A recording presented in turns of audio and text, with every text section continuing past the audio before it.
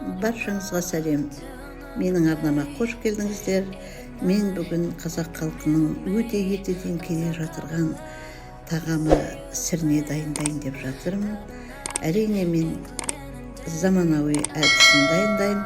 Менімен бірге болыңыздар. Егер менің арнама тіркелмесеңіз, тіркеліп кетулеріңізді сұраймын. Ол үшін мен капустаны екі түрлі қылып турап алдым. Бір бөлігін бетіне жабатын қылып, жапырақ қылып ажыратып алсам, екінші бөлігін үлкен қылып турап алдым. Сонымен қатар пияз, сәбіз және картоп алып жатырмын. Оны бәрін дайындап қойдым. Және қызанақ, сосын менде мынау болгар бұрышы қысқа дайындап қойған, бірнеше сарымсақ. Етім тұздаулы болғаннан кейін мен тұзды көп пайдаланбаймын, және қара бұрыш және қалампыр алып жатырмын. Сондай-ақ құйрық май, негізінде шарбы май болса өте жақсы болады. Не болмаса осы құйрық май да өте пайдалана беруге болады. Құйрық майды мен жіңішкелеп осылай турап алам. Бұл қазанымның астына төсеу үшін қажет болады. Мен осындай жалпақ жіңішке қылып турап алдым, және мен осындай еттер алдым.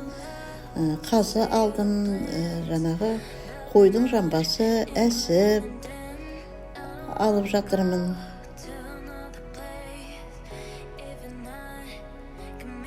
Сондай-ақ менде бұл жабағының қабыртқалары, бұл енді қазыдан қалған, және былайынша да қабырғалар, осылардың бәрі өте жаңағы тез піседі. Сондықтан да осыларды алып пісірейін деп жатырмын. Қазанымның түбіне жаңағы турап алған майларымды төсеймін осылайша. Және пияздарды осылай үстіне себезелеп турап қоямын. Енді сонымен қатар осылай жаңа еттерімнің бәрін астына орналастырып аламын.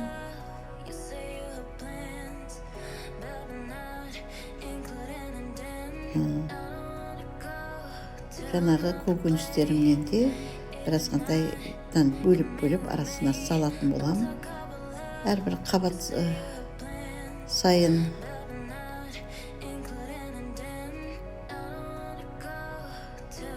енді картоптарымызды, жаңағы сәбізімізді және капусталарымыздың бәрін жақсылап тұрып орналастырып аламыз. Барлық қуыс-қуыстарының бәріне салып осылай орналастырамыз. Мен капустаны да осындай ірі қылып турап алдым. Өйткені буға піскен капуста ол өте дәмді болады. Міне осылайша барлық капусталарымызды орналастырып аламыз.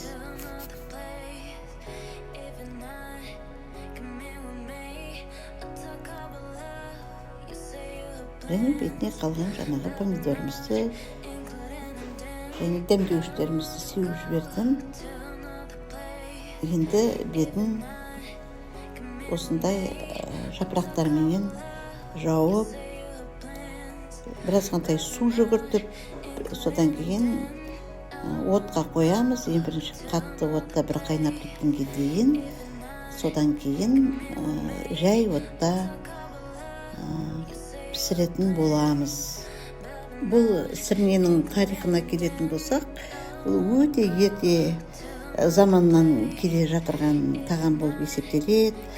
Сол байлардың мыңғырған малын бағатын, жаңағы малшылардан тараған екен деп айтады. Жаңағы малшылар таңда малды айдап кетеді, жаңағы бір қойды сойып, жаңа жерді қазып, қарынға етті салып, оған түтікшесін шығарып, одан кейін жанағы жерді қайтадан жерге көметтеп, одан кейін бетіне отын жағып, жаңағы малын айдап кетеді екен. Күн ауа малды кері айдап келе жатып, жаңағы пісіп тұрған тамақтарын жеп, жаңағы одан қалған отбастарын асырап, осылай жаңағы күн көрген екен деп айтады. Енді қазір бұны деген біз өзіміз заманауи әдісін шығарып алдық.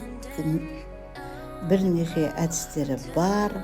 Негізінде мен бұл сірнені ауылда жүргенде қойдың балғын етінен қазанға, қойдың шарбы майын қазанның астына төсеп, етімді салып, оның бетіне тұз қалдақты жауып, қазанның қақпағын жауып, оның үстіне пленка жауып, оның үстіне киімдер жауып, жаңа буы шықпайтындай етіп, жаңағы пісіретін едім.